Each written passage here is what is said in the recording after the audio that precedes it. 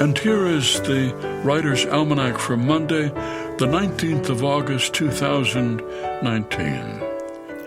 It's the birthday of the man who brought about Star Trek, Gene Roddenberry, born El Paso, 1921. Worked as a writer and producer at NBC when he got an idea for a new series about space exploration in 1964. He described it as a wagon train to the stars. The pilot of Star Trek aired on September 8th, 1966. It only went for 3 seasons. Ratings were never that great, but it was a huge success in syndication, and it kicked off a major science fiction franchise. Star Trek, the first sci-fi series to depict a generally peaceful future. It's the birthday of Frank McCourt, born Brooklyn, 1930, oldest of 7 children, Irish immigrant couple, who moved back to Ireland, to Limerick, when McCourt was 4 years old. His childhood marked by poverty and the deaths of half of his siblings and his father's alcoholism. Came back to America when he was 19, became a high school English teacher in New York City. Wanted to write a memoir for years, but he was too angry and bitter about it.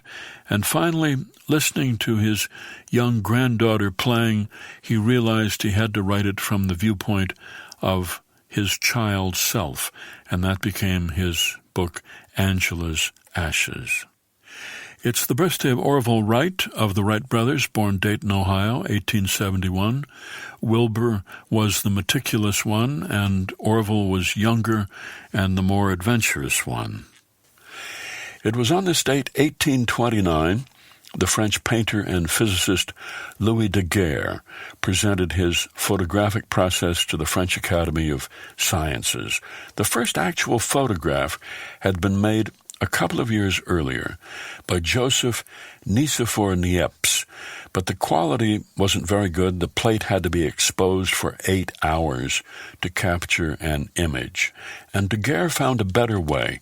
He found that if he coated a copper plate with silver iodide, exposed it to light for 20 to 30 minutes, fumed it with mercury vapor, fixed it with a salt solution, he could get a permanent image. He called it a daguerreotype, of course, after himself. Many early photographers died from mercury poisoning using this method, but it was the method that was used.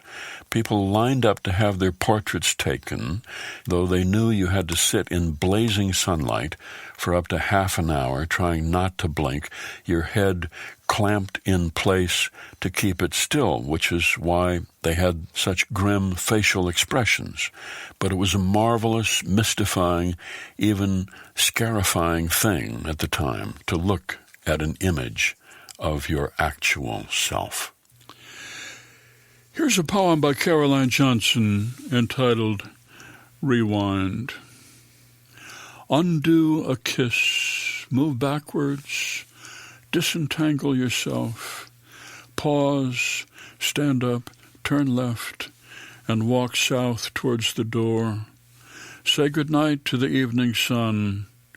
Lace up your ice skates, move 1 foot, glide into night as if your life depended on it, until you waltz, until you hug yourself, until you find where you first were born, in the wrinkled arms of your father's embrace.